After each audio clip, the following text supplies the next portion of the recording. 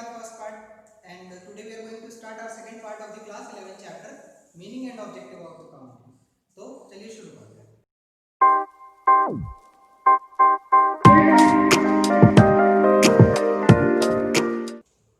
Okay friends, तो हम अपने इस वीडियो में चलिए पहले स्टार्ट करते हैं अपने टॉपिक ऑब्जेक्टिव्स ऑफ अकाउंटिंग. कल हमने पढ़ा था meaning of accounting and characteristics of accounting. तो कैरेक्टरिस्टिक्स जानने के बाद, उसके फीचर्स जानने के बाद अब हम ये जानते हैं कि हमें उसे पढ़ने से क्या ऑब्जेक्टिव है, क्या हमारे गोल है, हम उसे क्यों पढ़ रहे हैं, अकाउंटिंग पढ़ने का बेसिक ऑब्जेक्टिव क्या है. तो पहला ऑब्जेक्टिव होता है to keep systematic record of business transaction. Business transaction के सिस्टमैटिक रिकॉर्ड. सिस्टमैटिक रिकॉर्ड का मतलब क्या होता है? सिस्टमैटिक रिकॉर्ड का मतलब होता है प्रॉपर रिकॉर्ड. सिस्टमैटिक रिकॉर्ड का मतलब क्या होता है? Proper record. ताकि हम अपने बिजनेस ट्रांजैक्शन के प्रॉपर रिकॉर्ड मेंटेन कर सके, कोई भी फ्रॉडलेंट एक्टिविटी ना हो सके, हम अपने बिजनेस ट्रांजैक्शन के प्रॉपर रिकॉर्ड मेंटेन कर सके.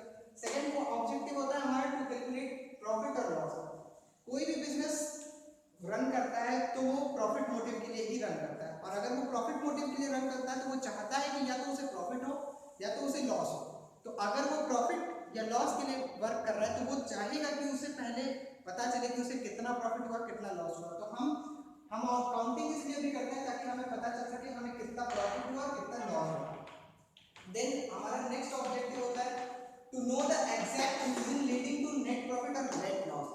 हम अकाउंटिंग ये इस बेसिकली हम अकाउंटिंग इसलिए भी करते हैं कि हमें ये पता चल सके कि हमारे एक्चुअल प्रॉफिट होने में या एक्चुअल लॉस होने में क्या डिफरेंस है, मतलब क्या रीजन है हमारे नेट प्रॉफिट का या नेट लॉस का. अगर हमें प्रॉफिट हुआ तो क्यों हुआ, या ज्यादा प्रॉफिट हुआ तो ज्यादा प्रॉफिट क्यों हुआ, ताकि हम उस एक्टिविटी को और कर सकें.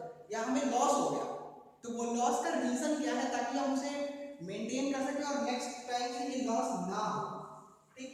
तो एक ऑब्जेक्टिव अकाउंटिंग का ये भी होता है कि हमें एग्जैक्ट रीजन पता चल सके हमें जो भी प्रॉफिट हुआ है या लॉस हुआ है. देन उसके बाद नेक्स्ट ऑब्जेक्टिव है हमारा ascertain the financial position of the business. हम बिजनेस की फाइनेंशियल पोजीशन, हमारा बिजनेस कहां पे स्टैंड कर रहा है, हमारे बिजनेस की फाइनेंशियल पोजीशन हम पता कर सके. फाइनेंशियल पोजीशन का मतलब यही होता है कि हमारा बिजनेस कितना ग्रो कर रहा है, किस रेट से ग्रो कर रहा है, ये सब पता करना. देन हमारा नेक्स्ट पॉइंट आता है to prevent and detect error and fraud. तो हम बिजनेस में जानते हैं कि बहुत सारे फ्रॉड्स होते हैं, बहुत सारी एरर्स, ना चाहते हुए भी कुछ एरर हो जाती है, बहुत बड़ी बड़ी फॉर्म्स होती हैं. तो उनके एरर डिटेक्ट करने के लिए फ्रॉड, इन दोनों चीजों से बचाने के लिए हमें क्या कर हम अकाउंटिंग करते हैं. क्या करते हैं?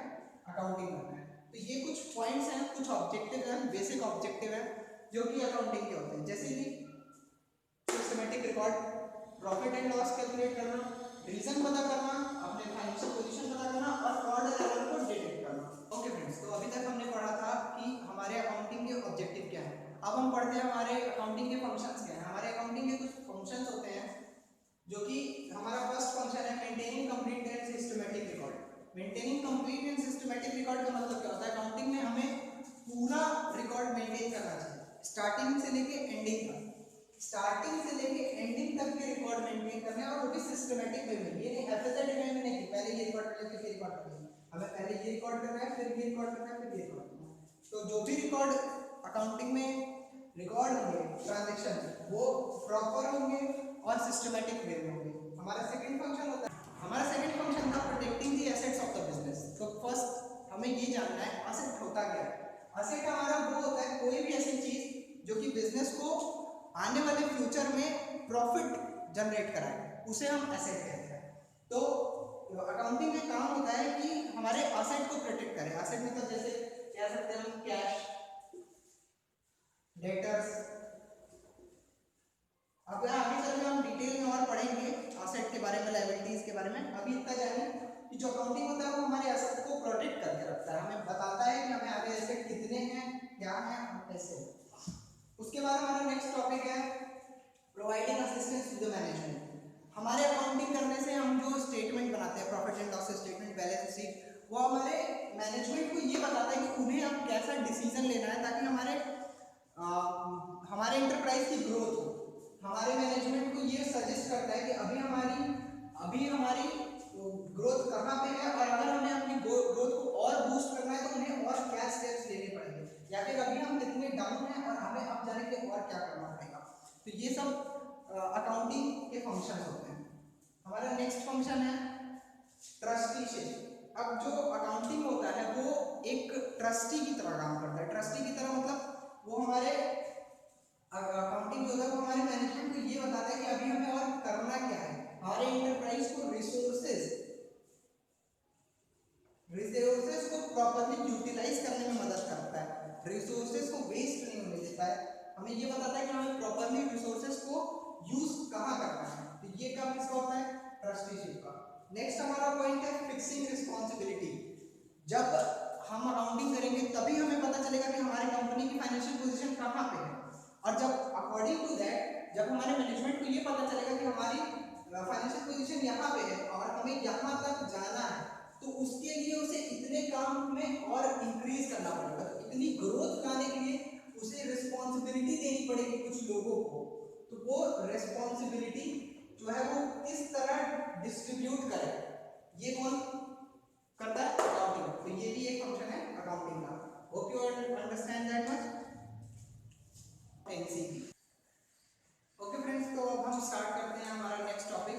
हमने अभी कवर कर लिया ऑब्जेक्टिव फंक्शंस ऑफ अकाउंटिंग। अब हम हमारा नेक्स्ट टॉपिक स्टार्ट करते हैं जो कि बहुत इंपॉर्टेंट है, that is book keeping, accounting and accountancy. चलिए पहले हम दो को लेके चलते हैं, book keeping and accounting.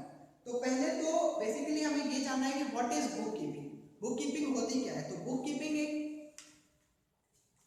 Keeping means simply recording. Book keeping क्या होती है, बुक कीपिंग एक अकाउंटिंग का पार्ट है, बट इसमें हम खाली क्या करते हैं, रिकॉर्डिंग करते हैं। हम इसमें खाली डेटा को रिकॉर्ड करते हैं, सिंपली ओनली रिकॉर्डिंग। हमने पढ़ा था ना what is accounting. Accounting is an art of recording, classifying, summarising. तो बुक कीपिंग में खाली हम क्या करते हैं, रिकॉर्डिंग करते हैं, ना हम इसमें क्लासिफाई करते हैं ना समराइज करते हैं। तो बुक कीपिंग में हम, बुक कीपिंग एक प्राइमरी बुक होती है जिसमें हम खाली क्या करते हैं, रिकॉर्डिंग करते हैं।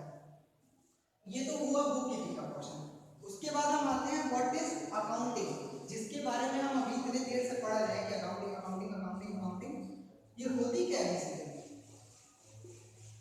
तो अकाउंटिंग क्या होता है, जहां पे बुक कीपिंग खत्म होता है वहां से अकाउंटिंग का पोर्शन स्टार्ट होता है। हमने क्या पढ़ा, बुक कीपिंग में हम खाली रिकॉर्डिंग करते हैं, ठीक है।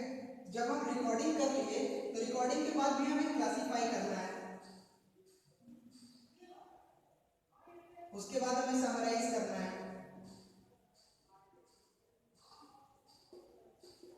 तो ये सारे काम किसमें होते हैं, अकाउंटिंग में। अकाउंटिंग में हम रिकॉर्डिंग भी करते हैं, उसे क्लासिफाई भी करते हैं, उस डेटा को समराइज भी करते हैं, एनालाइज भी करते हैं, ताकि हमें क्या पता चल सके, नेट प्रॉफिट और नेट लॉस। तो ये होते हैं बुक कीपिंग और अकाउंटिंग। तो अब इन दोनों में डिफरेंस क्या होगा, what is the basic difference between book keeping and accounting. तो बुक कीपिंग और अकाउंटिंग में डिफरेंस होते हैं कि बुक कीपिंग जो होती है वो हमारी प्राइमरी स्टेज होती है। जो भी बुक कीपिंग करता है वो बहुत ही प्राइमरी स्टेज होती है, लोअर स्टेज होती है, जिसमें हम खाली रिकॉर्डिंग करते हैं। वहीं पे जो अकाउंटिंग होती है वो हमारी सेकेंडरी स्टेज होती है। सेकेंडरी स्टेज मतलब वहां पे हम ऐसा काम करते हैं जो बुक कीपिंग में नहीं कर सकते, उस बुक कीपिंग से एक लेवल ज्यादा का काम करते हैं। हम इसमें अपने डेटा को समराइज करते हैं, एनालाइज करते हैं, ताकि हमें नेट प्रॉफिट या नेट लॉस पता चल सके। उसके बाद हमारा नेक्स्ट पॉइंट आता है बुक कीपिंग में मेंटेनिंग सिस्टमैटिक रिकॉर्ड। हम इसमें खाली रिकॉर्डिंग करते हैं और उसमें खाली रिकॉर्ड मेंटेन करते हैं इन प्रॉपर सीक्वेंस। बट हम जो अकाउंटिंग करते हैं उसमें हम रिकॉर्ड मेंटेन खाली नहीं करते हैं, हम उसमें खाली नेट रिजल्ट पता करने के लिए रिकॉर्ड मेंटेन करते हैं। हम अकाउंटिंग इसलिए करते हैं ताकि हमें किसी भी बिजनेस को उसके नेट रिजल्ट पता चले, या तो प्रॉफिट या तो लॉस। उसके बाद आते हैं कि ये कौन प्रिपेयर करता है। तो इसे जूनियर स्टाफ प्रिपेयर करता है, जूनियर स्टाफ, और इसे सीनियर स्टाफ प्रिपेयर करता है। ये थोड़ा हाई लेवल है बुक कीपिंग से। ये रूटीन में काम होता है, रूटीन होता है या फिर क्लर्कियल काम होता है, इसे क्लर्कियल। और ये एनालिटिकल काम होता है, ईयरली होता है, साल में एक बार होता है, ताकि हम इसमें लिमिटेड लेवल ऑफ नॉलेज चाहिए होती है, इसमें उतनी हायर नॉलेज नहीं चाहिए होती है एज कंपेयर टू अकाउंटिंग, और पर इसमें हायर नॉलेज चाहिए होती है। तो होप बुक कीपिंग और अकाउंटिंग क्लियर हो गया होगा। अब हम बात करते हैं अकाउंटेंसी। चलिए अब हम अपना नेक्स्ट टॉपिक स्टार्ट करते हैं जो कि है अकाउंटेंसी। तो व्हाट इज अकाउंटेंसी। हम जो चैप्टर पढ़ रहे हैं, हम जो सब्जेक्ट पढ़ रहे हैं अभी 11th में वो अकाउंटेंसी की है। हमें अकाउंटिंग नहीं पढ़नी, हमें अकाउंटेंसी पढ़नी है। तो अकाउंटेंसी होती क्या है, हमें सबसे पहले उसका मीनिंग जानना जरूरी है। तो accountancy refers to both practical and theoretical knowledge. Accountancy में हम दोनों प्रैक्टिकल और थ्योरेटिकल नॉलेज दोनों को कवर करते हैं। हमें ये भी जानना जरूरी है कि अकाउंट्स कैसे प्रिपेयर होते हैं, और हमें ये भी जानना जरूरी है कि अकाउंट्स क्या होते हैं। तो हमें थ्योरेटिकल नॉलेज भी होनी चाहिए और हमें प्रैक्टिकल नॉलेज भी होनी चाहिए। उन दोनों को हम कंबाइन करें तो उसे हम अकाउंटेंसी कहते हैं। तो अकाउंटेंसी को हम एक वर्ड में कह सकते हैं, accountancy include both practical as well as theoretical knowledge. ठीक है, इतना समझ में आया? अकाउंटेंसी जो होती है वो दोनों इंक्लूड करती है, book keeping and accounting. Accountancy book keeping और अकाउंटिंग दोनों इंक्लूड कैसे करती है? बुक कीपिंग में हम रिकॉर्डिंग करते हैं और अकाउंटिंग में हम समराइजिंग करते हैं। तो इन दोनों को अगर मिलाते हैं तो हमारे क्या आएंगे? प्रैक्टिकल एस्पेक्ट और थ्योरेटिकल एस्पेक्ट होते हैं। जब दोनों प्रैक्टिकल और थ्योरेटिकल एक साथ कंबाइन होते हैं तो उसे क्या कहते हैं? अकाउंटेंसी। ठीक है, अकाउंटेंसी हम कहते हैं when both theoretical and practical aspect combine together। इसका स्कोप जो होता है वो बहुत ही ज्यादा वाइडर होता है, many of the institution used to teach। तो इतना समझ में आ गया आपको book keeping, accounting and accountancy. तो तीनों में बेसिक डिफरेंस ये हुआ, जो बुक कीपिंग होता है बहुत ही प्राइमरी स्टेज पे किया जाता है, अकाउंटिंग जो है वो सेकेंडरी स्टेज, और ये इन दोनों को इंक्लूड करता है, मतलब ये सबसे ज्यादा वाइडर स्कोप होता है। ठीक है, ये प्राइमरी स्टेज, ये सेकेंडरी स्टेज और ये वाइडर इंक्लूड बोथ।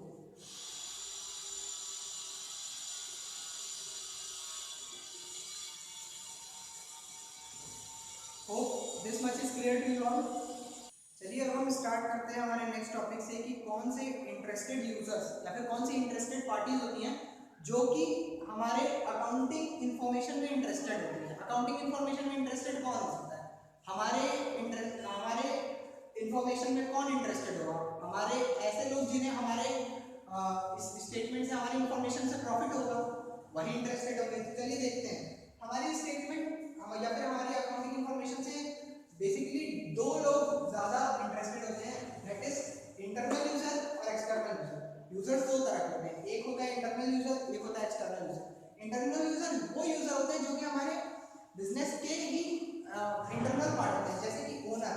ओनर वो होता है जो कि हमारे बिजनेस में फंड लगाया या फिर कैपिटल इन्वेस्ट किया है, और मैनेजमेंट वो होता है जो कि उस बिजनेस को रन करता है। तो हमारे इंटरनल यूजर्स में कौन कौन होते हैं? ओनर और मैनेजमेंट। तो ओनर और मैनेजमेंट क्यों इंटरेस्टेड है हमारी अकाउंटिंग इंफॉर्मेशन में? ओनर्स और मैनेजमेंट का क्या लेना देना है हमारी अकाउंटिंग इंफॉर्मेशन से? तो लेना देना है। ओनर का इसलिए हमारी अकाउंटिंग इंफॉर्मेशन जानना इसलिए जरूरी है ताकि उसने अपने हमारे फर्म में कैपिटल इन्वेस्ट किया है, और जब उसने कैपिटल इन्वेस्ट किया है तो उसे उस कैपिटल पे कुछ रिटर्न चाहिए होगा। जब उसे उस कैपिटल पे रिटर्न चाहिए होगा तो उसको रिटर्न के लिए वो इंटरेस्टेड है जानने के लिए कि हमारे बिजनेस को कितना प्रॉफिट हो रहा है, कि कितना लॉस हो रहा है, क्या ग्रोथ पोजीशन है। ये हमने कम्युनिकेटिंग पढ़ा था ना कि communicating to the interested user, वही इंटरेस्टेड यूजर ये है। इंटरनल यूजर में ओनर क्यों जानना चाहता है? ताकि उसे अपने कैपिटल पे कुछ रिटर्न मिल सके, और मैनेजमेंट इसलिए जानना चाहती है ताकि उसे ये पता चल सके कि उसका मैनेजमेंट स्मूथली रन कर रहा है कि नहीं। अगर उसे लॉस हो रहा है तो उसका रीजन क्या है, लॉस का रीजन पता करना, ताकि उन्हें ये पता चल सके कि उनके फर्म में, उनके रनिंग प्रोसेस में कोई गड़बड़ी ना हो। उसके बाद हमारा नेक्स्ट यूजर है एक्सटर्नल यूजर। एक्सटर्नल यूजर में काफी आते हैं, जैसे कि पहले होता है इन्वेस्टर, फिर लेंडर, फिर एम्प्लॉय, गवर्नमेंट, क्रेडिटर। ये सब ऐसे लोग होते हैं जो कि बिजनेस के आउटसाइडर्स होते हैं। ये बेसिकली क्या होते हैं? आउटसाइडर्स। ये इसलिए जानना चाहते हैं, इन्वेस्टर क्यों जानना चाहेगा हमारी अकाउंटिंग इंफॉर्मेशन? इन्वेस्टर वो पर्सन होता है जो कि हमारी कंपनी में इन्वेस्ट करते हैं मनी, ताकि उन्हें उस पर डिविडेंड मिल सके। तो इन्वेस्टर हमारी कंपनी की फाइनेंशियल पोजीशन इसलिए जानना चाहेगा ताकि वो ये पता कर सके कि हमारी कंपनी की फाइनेंशियल पोजीशन क्या है, उसी हिसाब से वो इन्वेस्ट करेगा। अगर हमारी कंपनी की फाइनेंशियल पोजीशन गंदी होगी या फिर हम बहुत ज़्यादा लॉस में दिख रहे होंगे तो हमारी कंपनी में क्यों इन्वेस्ट करेगा? उसे ये पता है कि जब हमें लॉस हो रहा है तो वो कंपनी हमें रिटर्न दे ही नहीं पाएगी अच्छा, तो इन्वेस्टर इन्वेस्ट नहीं करेगा। इसी इंफॉर्मेशन के लिए वो इंटरेस्टेड है कि कंपनी की फाइनेंशियल पोजीशन जानना है सर। लेंडर क्यों है? लेंडर इसलिए इंटरेस्टेड है कि अगर हम मनी मांगने जाएंगे किसी मनी लेंडर से फॉर्म में के लिए, तो वो ये देखेगा कि आपके अंदर पेइंग कैपेसिटी है कि नहीं। अगर आपके फॉर्म को प्रॉफिट ही नहीं हो रहा है तो आप उसको रिटर्न कहाँ से करोगे? तो वो भी ये देख के ही देगा कि अगर आपके पास क्रेडिट वर्दीनेस है, आप उसका पैसा वापस कर सकते हो, तभी वो आपको देगा। एम्प्लॉइज ये देखते हैं कि अगर हमारे पास अच्छा रेट ऑफ रिटर्न है तो उसमें अच्छी सैलरी मिलेगी उन्हें, अगर हमें ज़्यादा प्रॉफिट हो रहा है तो उन्हें हम बोनस दें। गवर्नमेंट इसलिए देखती है कि हम कोई टैक्स में कुछ गड़बड़ी ना करें। गवर्नमेंट का ये मतलब होता है ताकि हम कोई टैक्स में फ्रॉड ना कर सकें और हम कोई फ्रॉडलेंट एक्टिविटी ना कर रहे हैं। और क्रेडिटर मतलब जो हमारे को पैसा लोन दी है, तो वो इसलिए देखते हैं कि उन्हें रीपेमेंट कैसे होगा। तो ये हमारे बेसिकली यूजर्स होते हैं, internal user, external user. Internal user में दो हैं, ओनर और मैनेजमेंट। ओनर मतलब जो हमारे फॉर्म में पैसा लगाया, और मैनेजमेंट मतलब जो हमारे फॉर्म को रन कर रहा है।